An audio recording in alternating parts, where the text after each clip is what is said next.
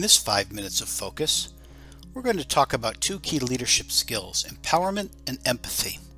And we're going to do it using a parable we like to call the power in the struggle.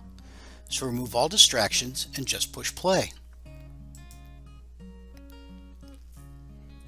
One beautiful day, a man decided to take a walk in the woods. As he was walking, he noticed a cocoon on a tree branch. It had a small opening, and he saw that a butterfly was beginning to emerge. The butterfly struggled mightily to release itself from the cocoon, and then stopped, seemingly stuck and exhausted. In an act of kindness, the man ran his fingernail down the length of the cocoon and opened it. He expected to see the butterfly expand its wings and fly away. Instead, the butterfly dropped to the ground, unable to fly. The wings were emaciated, and its body was bloated. For the brief period it lived, it could never fly. This is a story about hero syndrome, and many of us as leaders suffer from hero syndrome. The parable explains it perfectly because it really is about empowerment and empathy.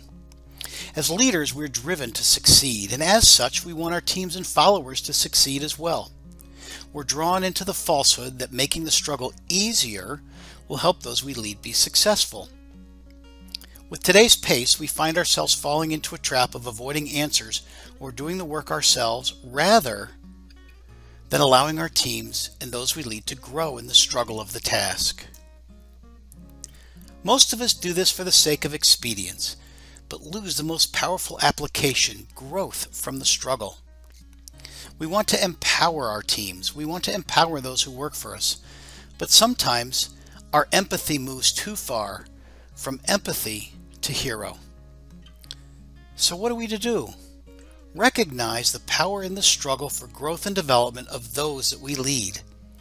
This is an opportunity to practice what we learned. To remember that we can use the power of reflection to stop, reflect, and ask 3 key questions that will help our employees grow in their own capacity. If I give them the answer, am I limiting their own problem-solving skills? If I handle this today, what happens when I have 10 of these tomorrow? Will I be slowing the team down? These are questions about empowerment and empathy. And as leaders, we want to make sure that we are showing empathy and that we are empowering our teams to learn in the struggle.